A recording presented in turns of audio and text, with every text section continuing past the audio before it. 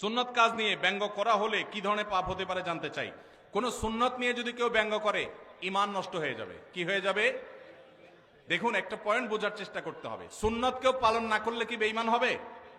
কিন্তু সুন্নত নিয়ে কেউ ব্যঙ্গ করলে কি হবে? ঈমান নষ্ট হবে। নিজের দাড়ি নাই, আপনি বেঈমান হবেন না, আল্লাহ মাফ করে জান্নাত দিতেও পারেন।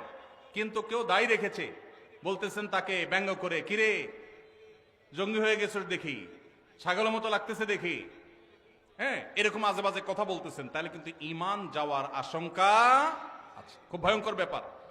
বিদ্রোহর শামিল, আল্লাহর সঙ্গে বিদ্রোহের শামিল। বাংলাদেশে কোনো আইন আপনি অমান্য করলেন, আপনার শাস্তি হবে, নাগরিকত্ব বাতিল হবে না। কিন্তু আপনি বাংলাদেশ রাষ্ট্রকে অস্বীকার করলেন, আইনকে অস্বীকার করলেন, সেক্ষেত্রে আপনি রাষ্ট্রদ্রোহী হবেন। আল্লাহর কোন বিধানকে মানেন নাই, সেটা একটা বিষয়, কিন্তু আপনি অস্বীকার করেছেন, ঠাট্টা করেছেন, বিদ্রুপ করেছেন, তাহলে কিন্তু ঈমান চলে যাবে।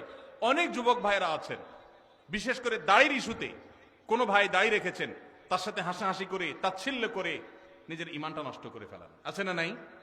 নিজে করতে না পারেন, আরেকজন করলে খবরদার কোনো বিদ্রুপ করবেন না।